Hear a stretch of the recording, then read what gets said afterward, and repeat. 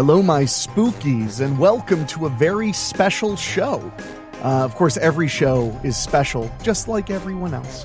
But but I wanted to do something cool to follow up the big 200th episode.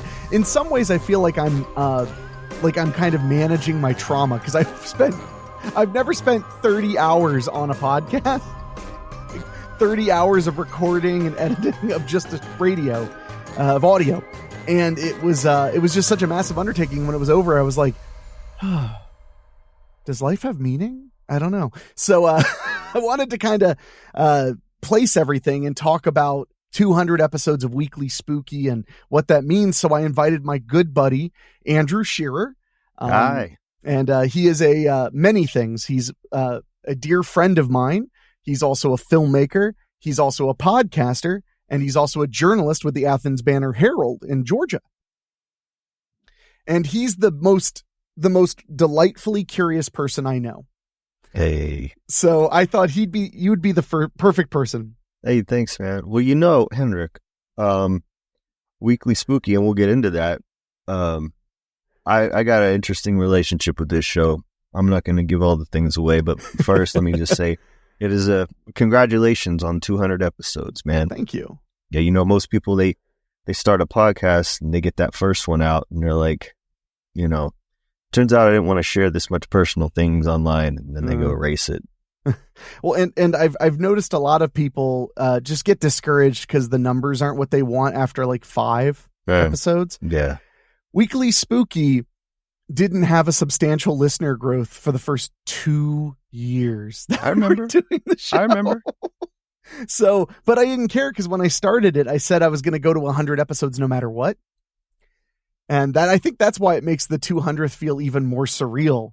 Because it's like, because I remember because I started talking to the writers and everything when we did the 100th episode special, where we had everybody write a small story, and we did like an anthology, a 2-part anthology, because there was so much content.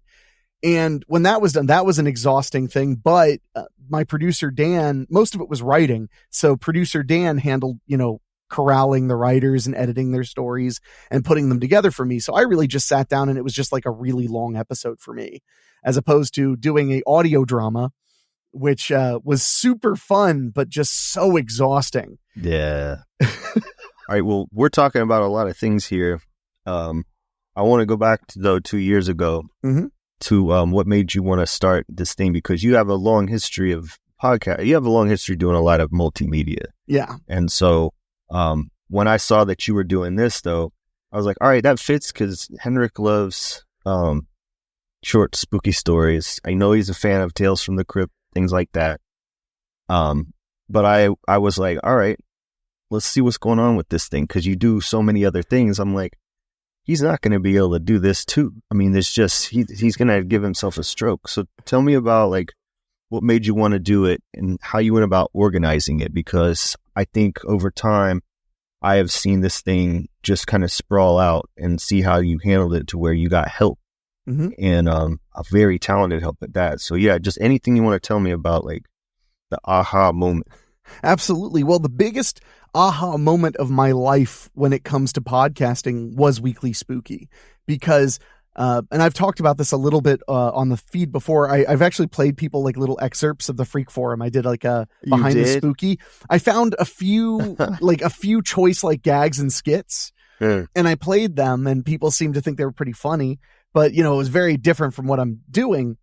Well, after I did about 120 episodes of the Freak Forum, and I loved doing it, but eventually I lost the passion. It just I got tired of it. The audience was kind of, stagnant, and I was really ahead of the curve. Yeah.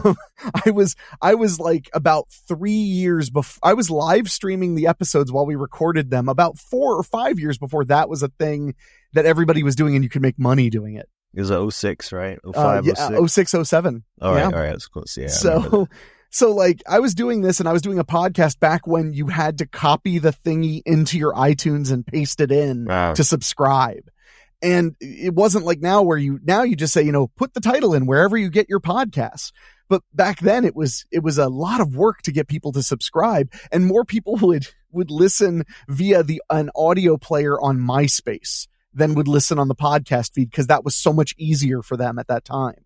Yo, MySpace. I know it was nuts. So I would dabble in podcasts here and there, especially like being on your podcast or just doing whatever my friends were doing.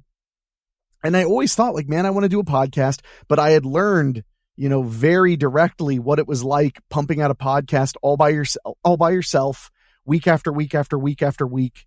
And I was a young guy. I'm happy that I did it because I learned a lot about just habitual creation, it's because every week I didn't always have a plan. Every week though, I was like, well, the mic has to turn on and I have to talk about something. Right. And, I don't even know what I talked about half the time.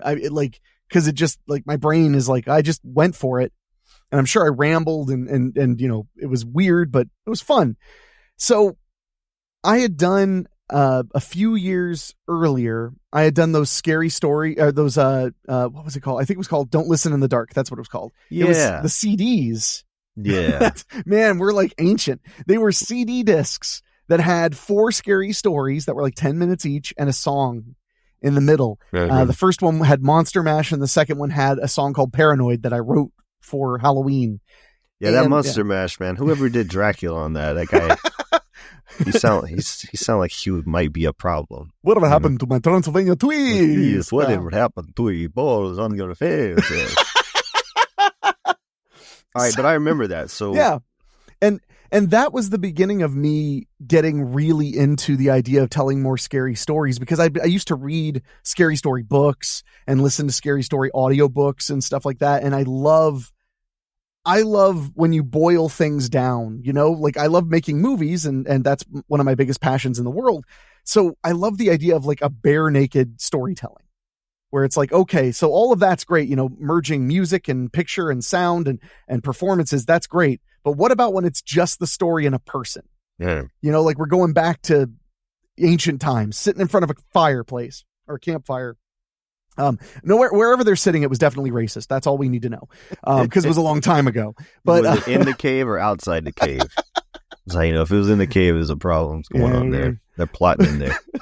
But so I had done that and really enjoyed it. And those short stories I wrote myself, and I don't consider myself like a very skilled prose writer, but they were only like 10-minute stories. So it was like a page and a half of like writing. And I just kind of wrote like stuff that I felt like would be Tales from the Crypt episodes and things like that. In fact, one of the stories became a segment in Scare Waves, my horror anthology later on. All right. Yeah. I literally gave John Oak Dalton the audio drama, let him hear it, and then he wrote a script for it based on the audio drama. Wow. Yeah.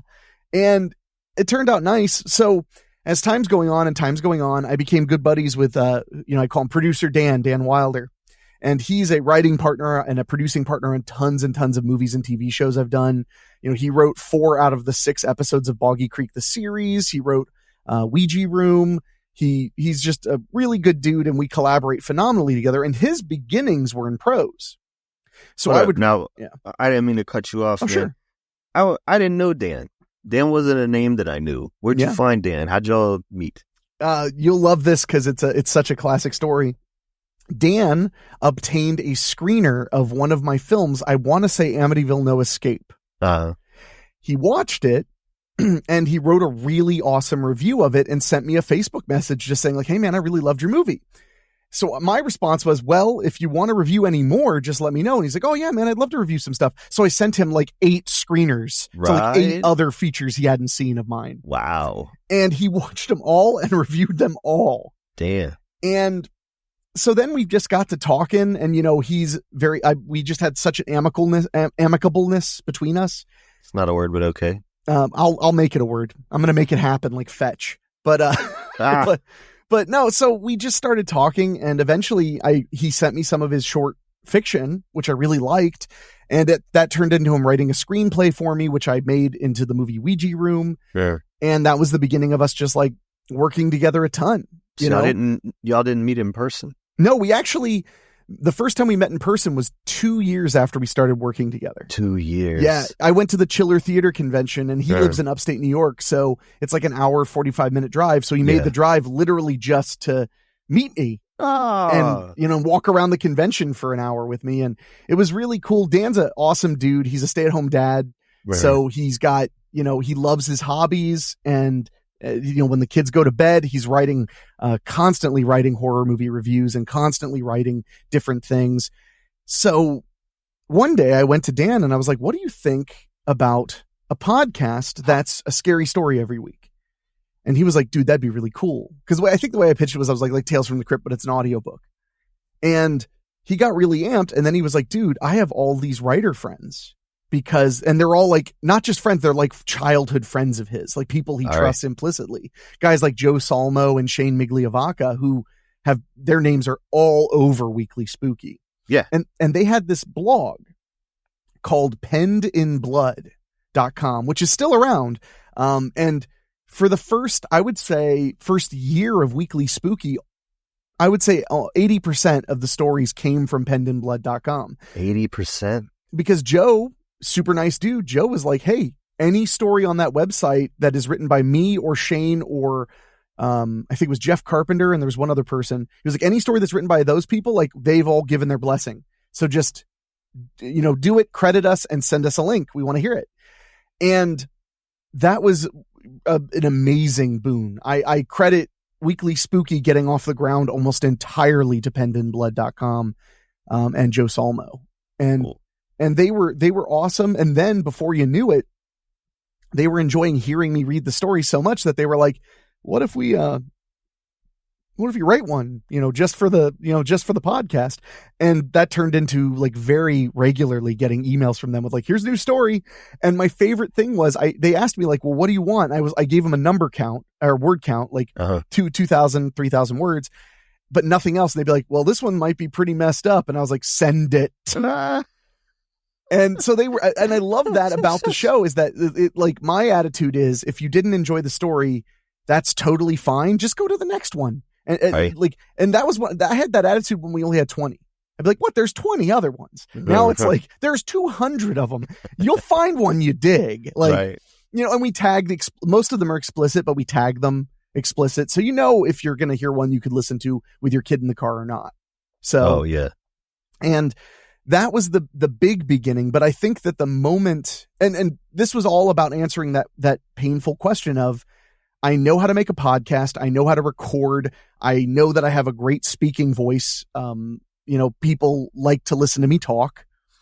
How can I generate the content every week? So then when it became, I'm reading short stories every week, then it was like, well, there's the content. Right. I just have to make sure I have I'm 3 stories ahead at all times. Yeah. So that but there were times in those early days of Weekly Spooky where I chose the story or was sent the story like the morning before it published. And I would just crank that bad boy out and publish it. And that was it. Like we just had to move. So it's not quite that way now. I probably have like 15 stories we haven't read yet. What? Yeah. Oh, man. Well, and that falls into another thing. So as we're publishing, it became very clear who my nerdy literature friends were. Yeah. And one of them is a guy named Rob Fields. Rob has been a friend of mine since I was 16 years old. He's been a friend of mine as long as you and I have been friends. I was going to say, Rob Fields is a name that I am familiar with. Yeah. Well, Rob, I met him at Cinema Wasteland. And I was sitting there. I'm a 16, 15-year-old teenage filmmaker, and he bought the whole table. He bought every movie I had. And every Wasteland, I'd see him and we'd talk, and then he would email me. And one time he emailed me and said, hey, I wrote a little novella, and I self-published it. Do you want one? I said, yeah. So he sent it to me and I read it. It was called The April Fool. I really liked it. It was like R.L. Steinish, but like more adult. I loved it. So as like things are happening, I remember that I hadn't heard much about Rob writing ever since. Yeah. So we ended up talking. I can't remember if I brought it up or he brought it up, but one of us kind of was like, hey, if it was either like me saying, if you wrote something or him saying, if I wrote something, would you consider it? And I was like, hell yeah. So Rob wrote a story just for Weekly Spooky. It turned out awesome, really fun. He has a great sense of humor. And one thing I like about Rob's stories, he's not afraid to go, for lack of a better term, in a sleazy direction. He's not afraid to, to have some sex and have some stuff. And it's funny because like Weekly Spooky's audience is over 70% women. That's good. Yeah, no, well, and it makes perfect sense. Women are more into literature. Women are more into audiobooks. It just makes perfect sense. But it's funny because then I'll hear people, men usually, say like, isn't that story a little rough, or whatever. And I'm like, well, not for the massively female audience that we have. They're grown up and they like a little spice with their meal. So Rob starts writing stories, and Rob is a machine. Of those 15 stories waiting to be published, at least 7 or 8 of them are his. Rob. He will pump out 2 or 3 stories a month. Man. Sometimes. There It's go. wild. And he's written novella length stories, mini-series length stories, and he did something that, to be completely honest, I wasn't certain was a good idea, which was he started setting all of his stories in a world called Strickfield. It was a town. All the stories took place in and around Strickfield. And I was of the attitude like, no, all the stories need to be completely standalone because we have no idea how many people are going to listen to more than one. Right. So we worked really hard to make sure that they stood on their own, but they still referenced each other and had like little arcs that you could follow. And after, 110 episodes, all of a sudden I was getting emails and people were so invested in Strickfield. Cool. And Strickfield in a lot of ways is like Rob and I's baby. Rob writes the stories, but he'll text me and be like, I was thinking about, a vampire thing and this and this and this and this. And then I'll go, what if it ended like this? And he'll be like, I like that. And then, 2 weeks later, boom, there's a story. And we have a lot of fun with those. And anytime he writes anything a little bit like longer, like a novella episode, which are like 1,400 or 14,000 words, or a mini series, which is basically 4 or 5 episodes worth of content, we'll sit down and work the beats out together. To try to get because I remember the only thing that I had to really teach him was I was like, we need maximum audience retention. So you need to like end every miniseries episode has to end on a cliffhanger until we end it, until it's over. And he did a really great job with it. And he's gotten so good at it too. He's actually written 2 novellas for Halloween time already. So we're going to have 2 episodes of Weekly Spooky that are like an hour and 40 minutes in October, that are his novellas. So that was the big one. And honestly, one of the greatest feelings of my life was Rob, telling me like I gave him an outlet. And that's something I'm really learning about people who love to write.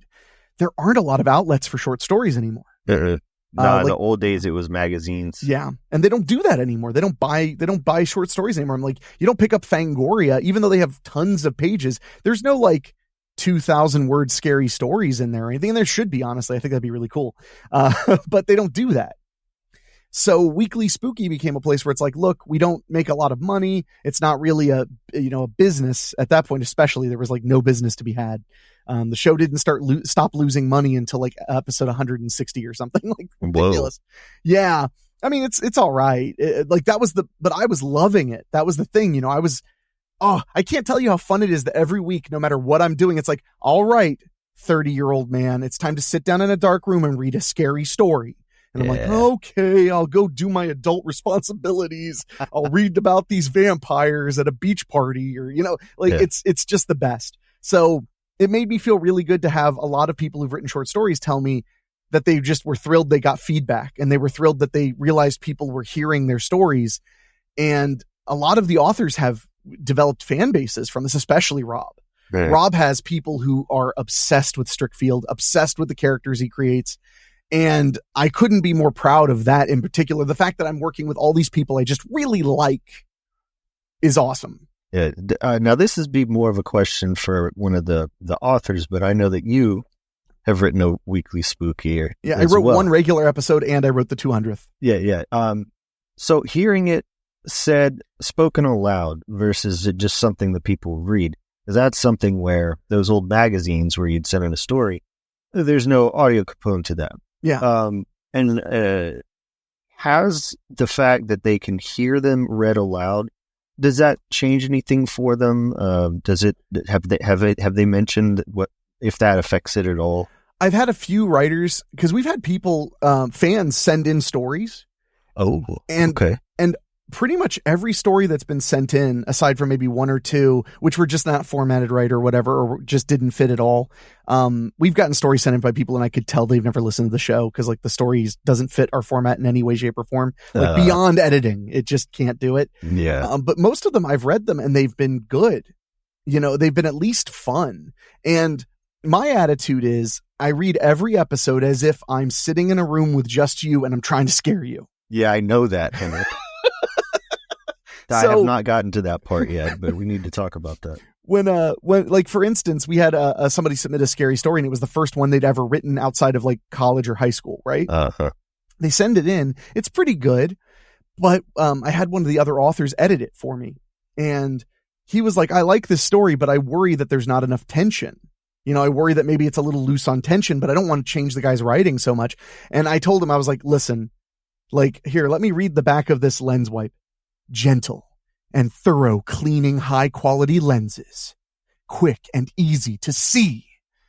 Lightly brush away dust and dirt. Yeah, I was like, I'll make sure it's got tension.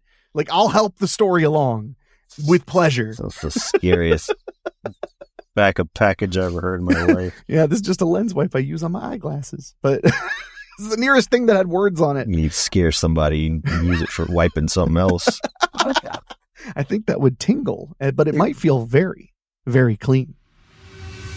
Weekly Spooky will be right back after these quick messages. All right, so while we're talking about you reading, I want to hear about your approach to doing that. Is this something that you were like, oh, I got it because I've just read a lot of scary stories aloud to people, or this is something that I really like doing? Did you have to go through anything like as far as over 200 episodes, as far as developing the style of how you read a scary story to somebody? It's definitely developed a lot, and I'm not even fully aware. I know that the biggest thing is I talked really fast when we were starting out. Oh. And I'm a notorious fast talker in life. So I try to slow down a little bit, you know, and let the words come out one by one by one.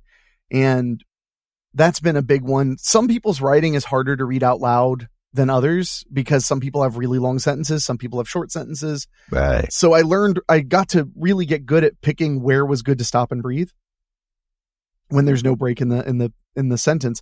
But the thing that blows every fan's mind when they ask me about how I record the show is, with very few exceptions, Dan, one of the reasons Dan is the producer man is he reads the stories before they go on the air and make sure that they're yeah, and he's ready. He makes sure they're ready. If they need a little shibbity shank, you know, he'll make sure that they're like, you know, no typos or whatever. And there are some people that I don't do that with anymore. Like once you've, you know, submitted 10 stories, you just send them to me and I read them and that's it. Like we don't worry anymore. But he reads most of the stories. Most of the time I'm reading the story for the first time when you hear it on the show. I was going to ask you about that. Yeah. And it works pretty well. It makes it more fun for me because I'm getting the story as I read it. Yeah. And I can't tell you how many times I was having a rotten day and then the story was just a banger and I had a great time. And then when the show was like scheduled to publish, I'm like, all right, today's pretty good. Right. So that's definitely been a big part of it. And obviously like the biggest problem will be like, you'll end a sentence and then realize that the next sentence negates the tone of voice you had. Oh. So then, you know, go back a little bit and and record it over. But that's the only negative is every now and then, like, I'll be like, oh crap, that was foreshadowing something and I didn't know it was coming. Mm-hmm. So then I'll go back and read it differently. But for the most part, that's how I've been able to sustain the show because I work a very intense schedule in my business.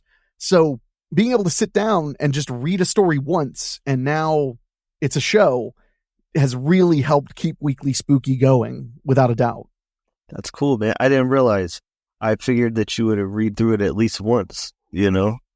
That's what a lot of people say. I'm also a notoriously bad reader. I fidget and struggle to stay still. But when I'm reading it out loud, it's just all focus. Yeah. So it's made me a better reader. Like I like to read books a lot more after doing 200 scary stories out loud. Right. So before we talk about individual episodes, because I do want to ask you a couple of questions related to that. A scary story read to you, though. I'm curious because you and I have shared a couple over the years of being friends. Do you have one that you like is like a gold standard for you that someone maybe told you? Yes, I do. They're ironically one of the gold standards is my mother telling me Golden Arm. The Lady with the Golden Arm, which was a Southern slave tale that Mark Twain made famous. And then my mother's Grammy, that's what they called her, told it to her when she was a little girl, and she would tell it to me. Okay. So I had that one, and the one that scared me the most was when my stepdad would tell me La Llorona. Oh yeah. Because I've actually, like, on Monthly Spooky with Michelle, I've told it as he told it to me. And the best part is I would read other people's versions and realize, like, wow, a lot of that was all him. Like, a lot of that is not in the other versions. And for those who don't know, I mean, La Llorona is just the story of this, it's a tragic story of a woman who ends up drowning her own children and then realizing, what did I do? So she drowns herself. And now she's a weeping woman that weeps by ponds and lakes and creeks. And if little children are up late at night when they shouldn't be, well, they might hear the singing of La Llorona and then realize it's weeping, and then it's too late. She drowns you because she thinks you're her children.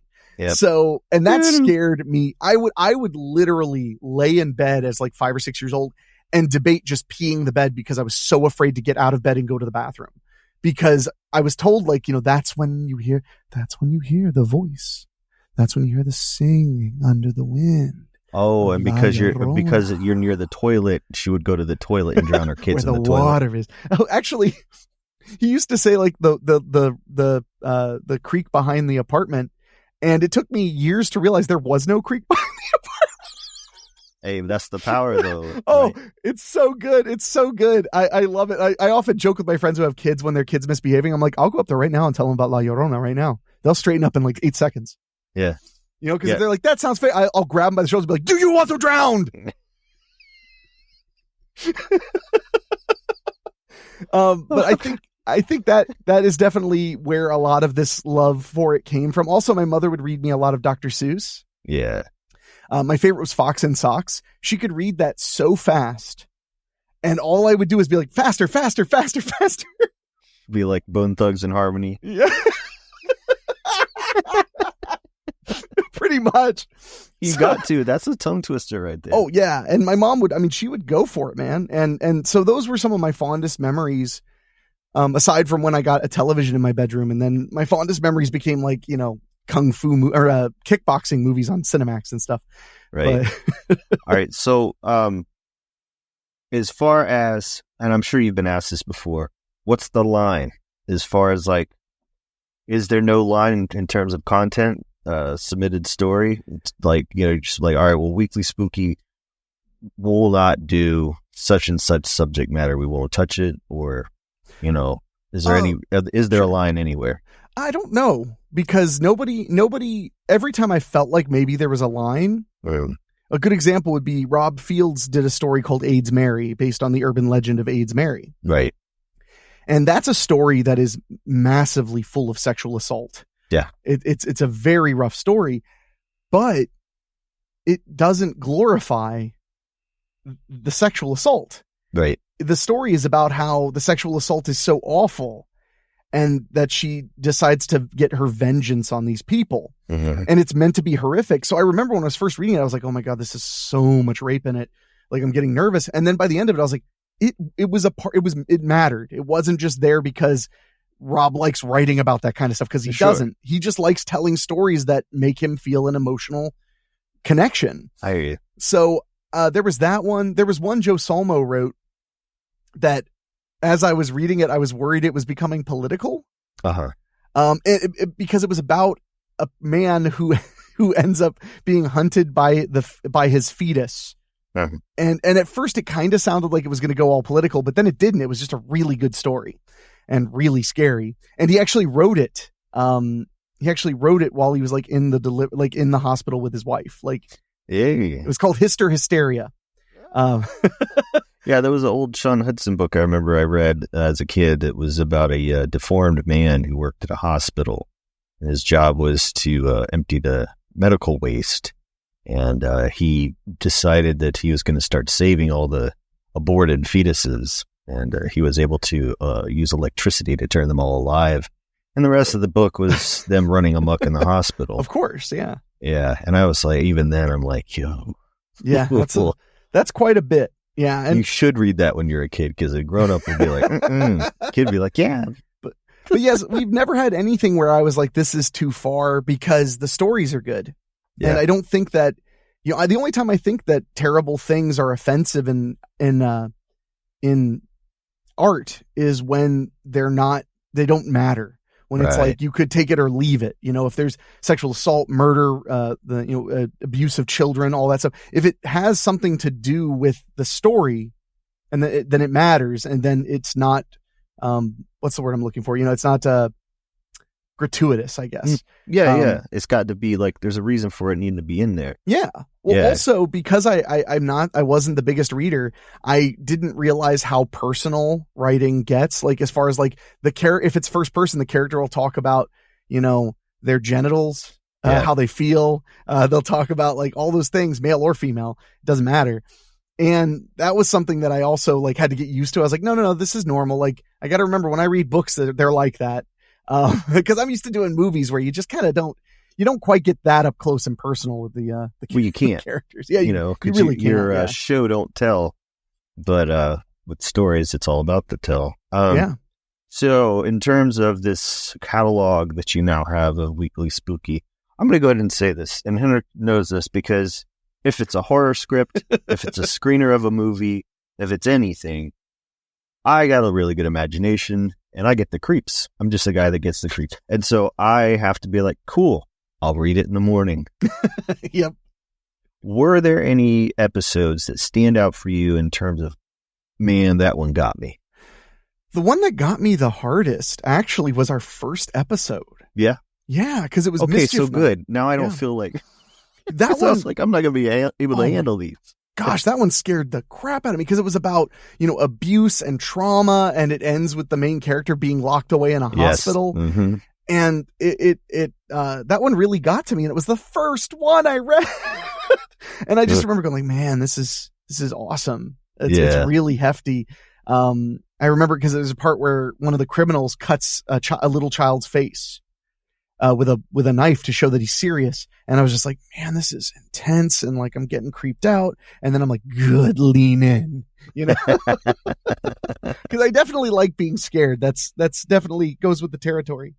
Yeah. Okay.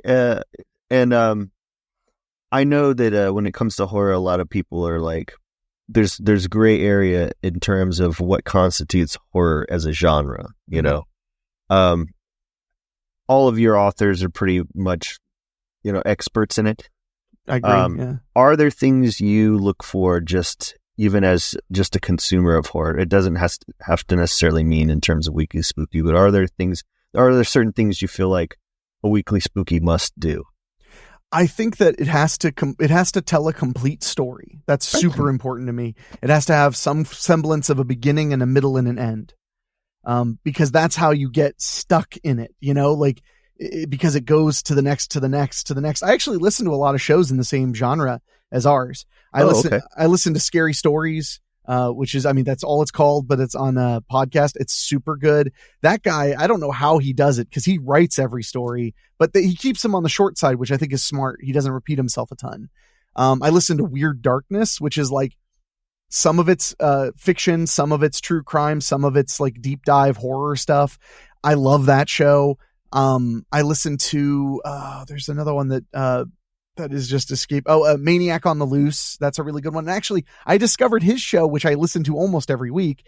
I discovered his show because he bought ad space on Weekly Spooky to find an audience. Okay. And I me, I was like, well, if you're doing something like what I'm doing, I want to hear it. And I listen, especially when I'm on long road trips. Like my audiobook will run out and I'll be like, oh crap, what's going on in Maniac on the Loose? And that's another guy who he reads all his own stories, but he was an author like years before the podcast. So he has like a glut of short stories that he's written over the years and years and years and years.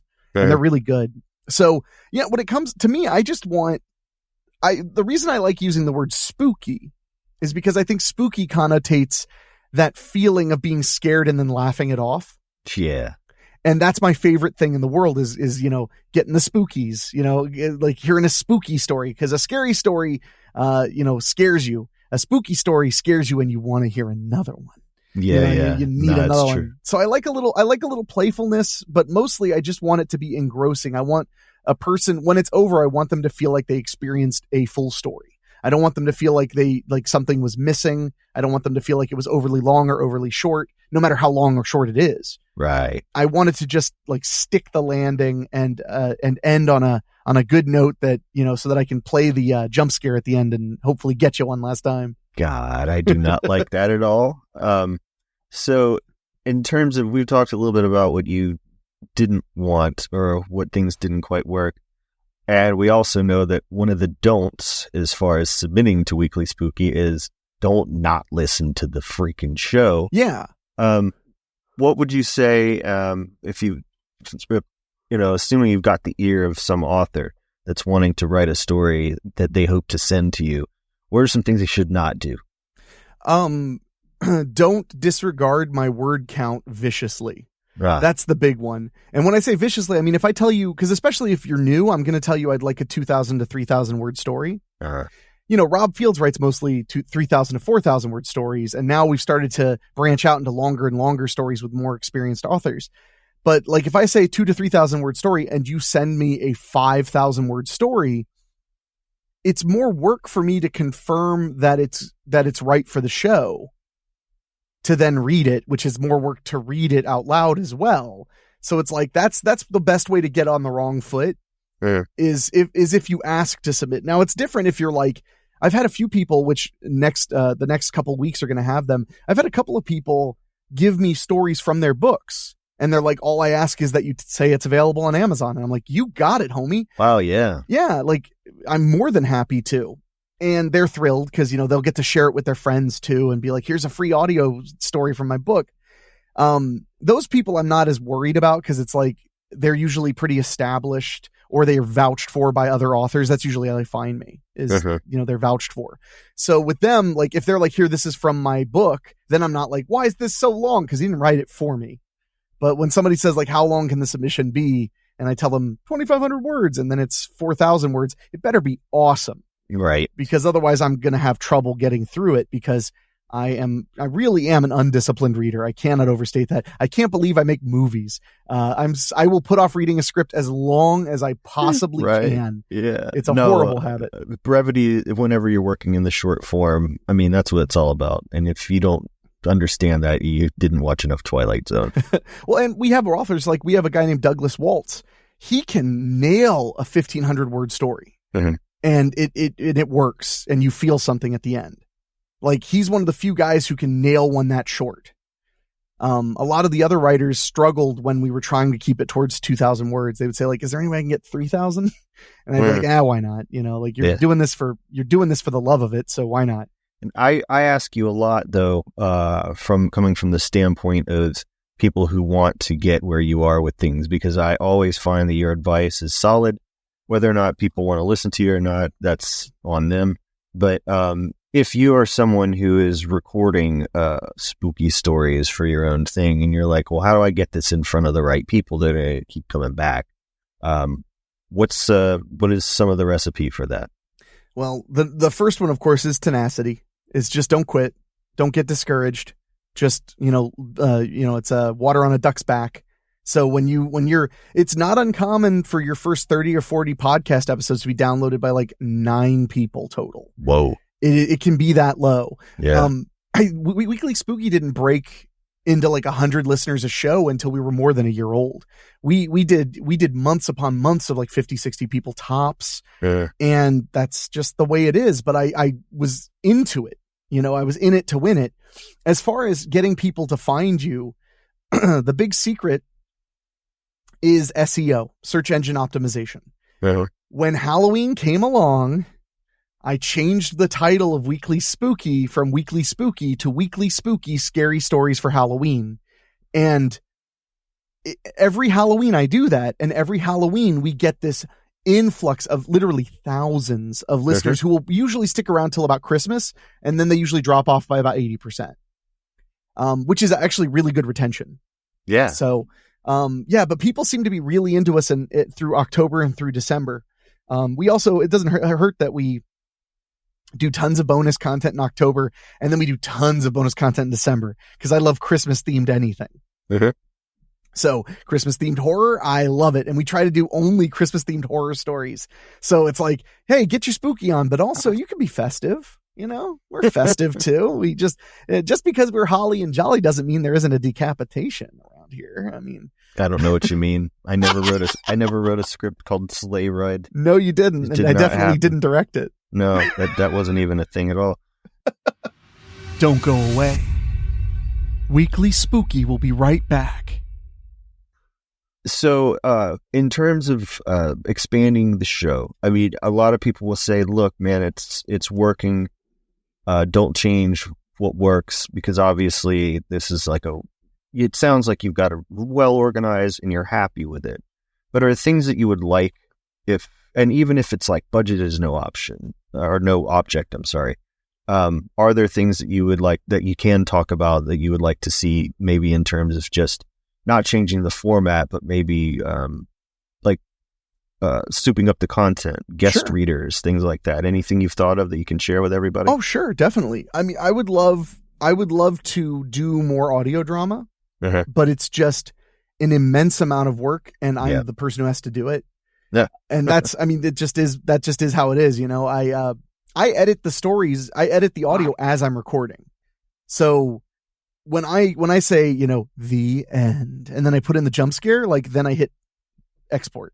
Like that's it. Yeah. And sometimes as I'm reading the story, I'll be like, oh, I'm going to see if I can find a scary song for under this. And other times I'll be like, no, this is perfect. Or I'll be like, oh, it says it's raining. Let me find rain sounds and I'll put them in. But you're making more work for yourself. But they're just little touches and you don't know when you're going to get them. You never know when the story is going to be really engrossing with sound effects or when it's just going to be me trying to scare the hell out of you alone. But I would love to do a little bit more audio drama. But like I said, I would need to be able to hire somebody to edit it or at least to do some of the heavy lifting because it's so tedious. And the organization of all the audio clips, especially when like most of the performers are all over the country and they're sending them in and then you got to conform all the audio and you got to do all that stuff. It's starting a lot. To sound too much like making a movie now. It does sound, except there's no visual component to keep me fixed, you know? Right. I'm trying to memorize the way the waveforms look and just wishing I had listened to, you know, my mother and became a lawyer or something. But those are really fun. I'd like to do more of those and I'm sure I will eventually do another one, but I really wanted to dip my toe in it with episode 200 and try something different. And also I had been saying for forever, I just want to do like a fake old radio broadcast because I've loved making found footage movies. Yeah. And I felt like this was like the found footage equivalent of a podcast.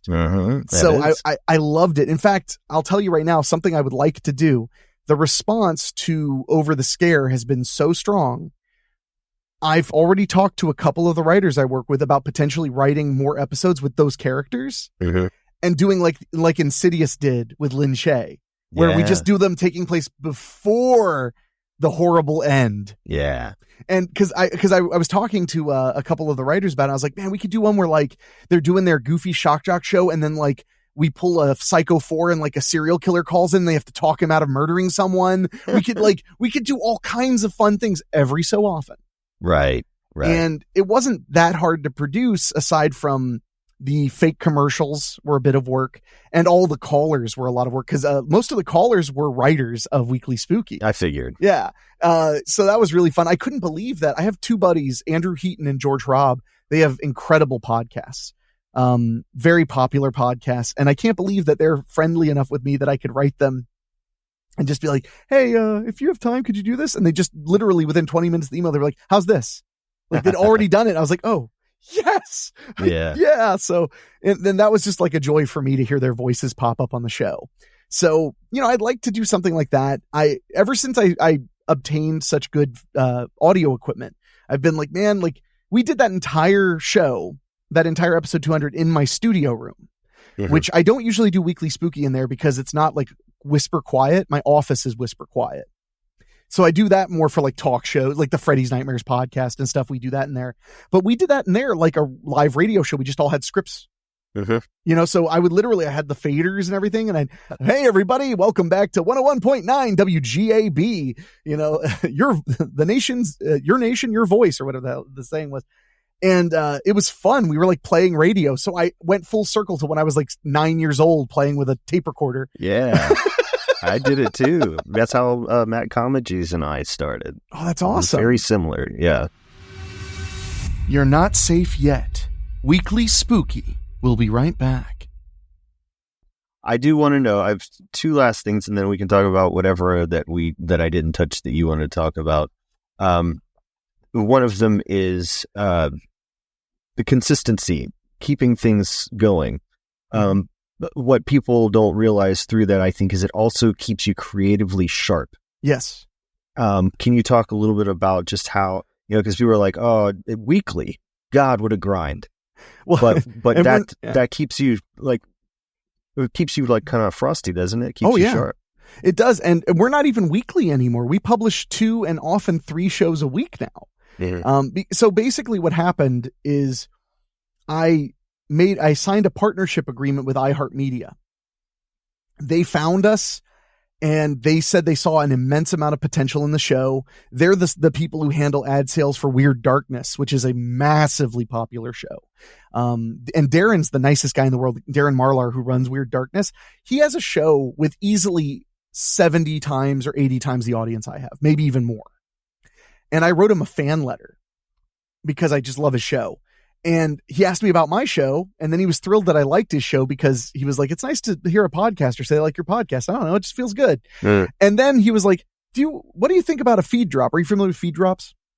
No, I don't know what this is. So a feed drop is actually a really brilliant way to advertise other people's podcasts. Instead of like plugging it or playing an excerpt, you just drop a whole episode on the feed with an intro saying, hey, this is my buddy's show. I think you'll really like it. And if you do, check them out again on their own feed. So he traded me a feed swap. I put an episode of his show on my channel. Weird Darkness publishes 7 days a week. It's insane. He is such a workhorse. He actually worked in regular radio. And then when he got his deal with iHeartMedia, he saw the money that was coming in. He was like, all right, never mind. I don't do any of the boring reading the news anymore. I just talk about spooky stuff. And he's just the sweetest. But no, he asked me, what is your listenership? And I told him. And then he was like, all right, well, first of all, he was so nice. He praised my listenership when I know his is immensely bigger. And then he played an episode of my show. The only request he had, his show is clean. So I gave him an episode of one of the family friendly stories. Cause we do, it's not a lot, but like I'd say 3 or 4% of the stories we publish are family friendly. Yeah. So I just found my favorite one, and it was one of the Halloween stories Rob Fields did. And I sent it to him and he played it. And we saw like 300 listeners pop up out of nowhere that like were checking us out. And wow. And he did that just because he's like super nice. And I aired his show on mine too. And I don't know if there was a bump there, but I hope if any of my listeners enjoyed it that they checked him out because he's got a great show. Incredible show. Yeah. It sounds like to me, being a consumer of the type of material that you're trying to generate interest in isn't a bad idea. I think being a fan is never a bad idea. Yeah. Fandom is what makes us all show up in the first place. It should. Fans at one point were people who liked things a lot. Yeah. I loved that period of time. Okay. The last question that I have is that when you were talking about how you and Dan came to actually meet in person, I just kept thinking that, okay, if Weekly Spooky were to have been made into a film, would it not be taking a sinister turn in that story? Oh yeah. But meeting the guy who's writing the scary stories. What do you think? Oh yeah. Maybe? Then he would get me alone and be like, you want to know something really scary, terrifying? I'd be like, help. No, that would be where it would turn without a doubt. The funny thing is Dan is insanely wholesome. Of course he is, because that's how it always goes with people who love dark things. Oh, that's how they get you. And that is how they get you. No, that's not true. Blood dogs.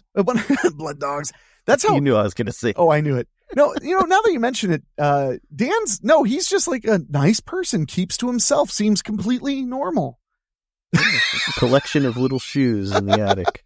I just love that. That's always what they say when the neighbor turns out to be a killer. It's always, he was just normal, nice. He seemed like a normal person. I never gave him a second thought. Yeah, there was this weird apparatus sticking from the seat of his riding lawnmower, but other than that... I just assumed that, his medical history is his business. That's right. And the screams, I thought he just liked death metal. I don't know. Thought he had a bunch of goats, as it turned out. Murder. Well, I'm just throwing that out there. I just thought, since you're a person that makes movies, what what Weekly Spooky the movie would be, and I think that's what I'd like to see. I think that's fair. And actually, have someone play you though. Oh, of course. John Oak Dalton and I are actually talking about adapting Over the Scare into a film because we both like the script so much. Yeah, I mean that's natural then. That would be just given the format of that particular one. Oh yeah, we were talking about it. It was like we both immediately. He was like, "Okay, we'll add a station manager. One more character, and then."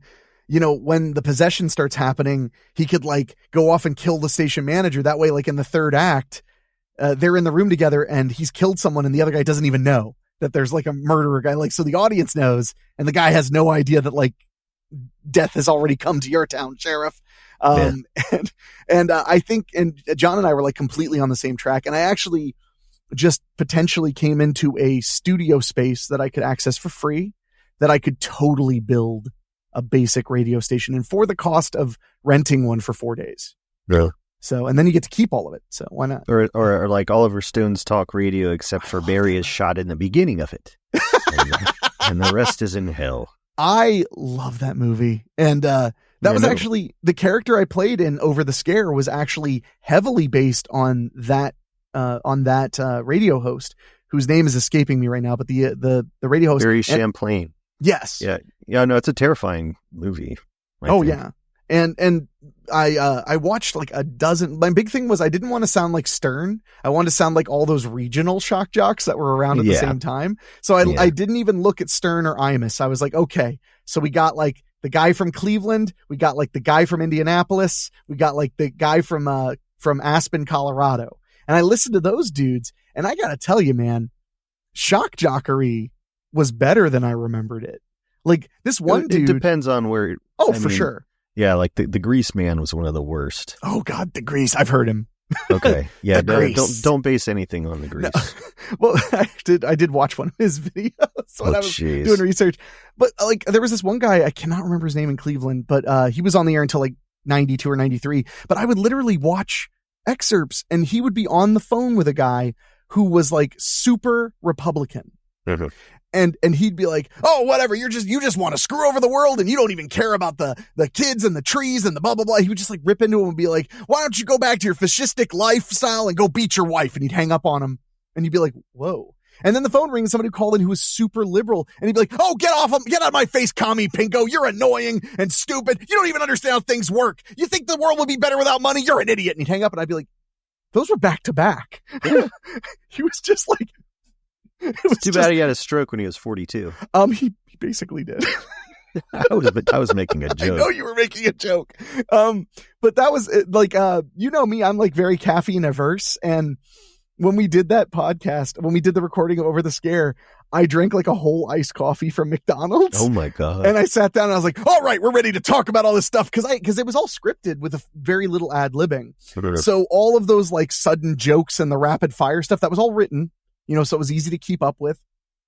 But it was like, my God, when I was done, I was like, whew. I remember I was explaining to everybody before we started, especially to Dan York, who was playing my co-host. And that was his first real acting gig. He did an amazing job. Oh, okay. I met him at Horror Hound Weekend and he was just a nice dude. So we became friends.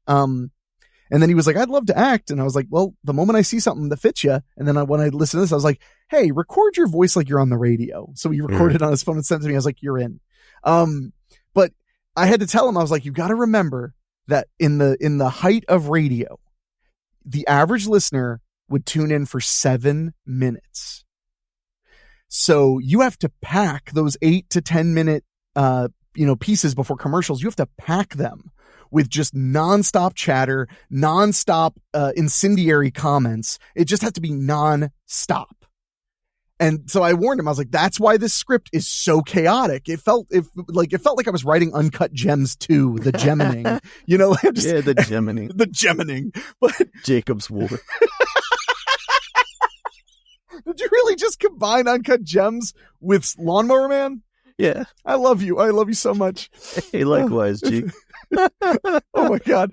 No, but no, it's like, so that was like the really fun thing though, was I got to kind of be that character. Cause I feel like all of us my age who do podcasts, we want to be on the radio. Like, cause it's just what we knew. Like, no matter how hard we try to just make podcasting its own thing, we all kind of fantasize about being on the radio. Sure. So it was fun to pretend I was on the radio. Yeah. Also, I followed the FCC guidelines on station tags. So it felt like every other word was the station name. Yeah. Oh my gosh. It was nuts. You have to say the station name like every 4 minutes or less. Yeah. Like, oh man. So that was the other thing that was really weird, was just constantly 101.9 WGAB. That's why I have it memorized, because I just kept saying 101.9 WGAB. Also those bumpers that you heard, the ones that were like, you know, they make talking beep an art form. Yeah. You know, those were actually a husband and wife team on Fiverr who make radio and podcast bumpers. Yeah. And their secret weapon is that they're both there. So they do the man voice, woman voice, man voice, woman voice, because they do it together. And they made me 3 bumpers for a very affordable price. Their favorite thing was I told them what it was. I told them, like, this is a fake radio station. It's for a thing. And they were like, well, is there anything you're aiming for? And I said, dated. Be super dated. And they were like, oh my God, that's amazing. Because like the struggle is to not sound dated. So they were like, you got it. So they made those things. And I was like, wow, they really are. Those sounded perfect. Yeah. 1999, baby. And also I nearly killed myself laughing at the psychic saying you should definitely buy pets.com stock. That was just for me. I was dying. People were like, why'd you put that in there? I'm like, you don't remember pets.com, do you? It was not a good time. Yeah. Oh my God. It's like the O'Reilly theme when everybody in the blackening. Did you see? I haven't gotten to see it yet. Okay, it came out of our theater too quick. I'm going to see it though. I'm not going to say anything. You're going to love that movie. Okay, I'm looking forward to it. Yeah, so we're closing in on like the last few minutes, Henrik. Sure. If there's anything that we didn't talk about or I didn't ask you about that you want to make sure included in this interview, please go for it. Because I didn't prepare anything. I'm just like having a conversation with you. It's easy. That's why I wanted you in here. Yeah, absolutely. No, and I'm so happy to have you here, Andrew. You're one of my dearest friends. It's just anytime I can involve you in something, I want to. No, thanks. No, the biggest thing I want to say is humongous thank you to the people who listen to the show all year long, because we're almost a seasonal podcast. The listenership is so massive for the last quarter of the year, and then it slowly dies down until summer, and then slowly builds up, and then in October it shoots up again. Yeah. And that's why we do like the mini series are in the middle of the dead areas. It's because those are the rewards for the diehards. They love the show, so they get the mini series. You know, they get the stuff that's like to reward the people who are always listening. I really appreciate that they listen. I really appreciate that they send in emails. I appreciate like that some of them find me on like Instagram and write me nice messages. It makes my day every time I get to read that. Like one of my favorite messages I got of episode 200 was a guy wrote me in and said, my God, this episode's so good. And then he was like, I work at, as a Walmart mechanic, and I keep like stopping working because I'm just paying attention to that instead of, changing tires. And all I could think was like, how lucky am I that I get to make that guy's day a little better? Yeah, of course he left a part off and the person died. And and now it's a weekly spooky story all its own. That's on him. Thanks for the ride, lady. So I want to say a big thank you to them. I want to also say thank you for not only liking the show so much, but for sticking out. Like, we've been experimenting a lot because thanks to iHeartMedia, we sell ads on the show, and the ads really make a difference for the show. It allows the show to not cost me money anymore. And when we do Terrifying and True and people write in because they enjoy the true crime stuff, I love it.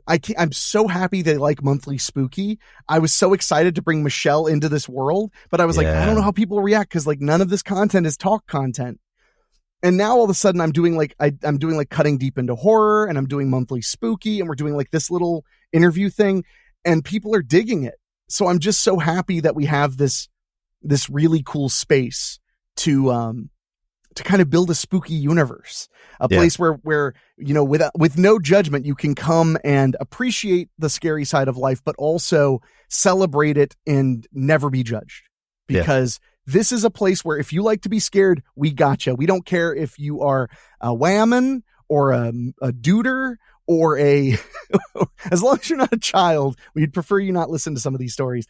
But no, it's an amazing feeling to entertain people and make their days brighter. So you absolutely do that. and you also do all of it honestly. And I think people should also note that just because you are listening to Henrik's advice and you're going to do your best, because you are not Henrik, you will fail. Oh, jeez. No, I'm kidding. Being a good person, though, it's underrated, but it's absolutely necessary, because those people wouldn't want to work for you and do all this stuff for you if you weren't an inspiring person and an encouraging and supportive person. Thank you. No, thank you from the bottom of my heart. Yeah. So, well, we're going to get out of here. Thank you so much, Andrew, for helping me celebrate this milestone. I really appreciate it.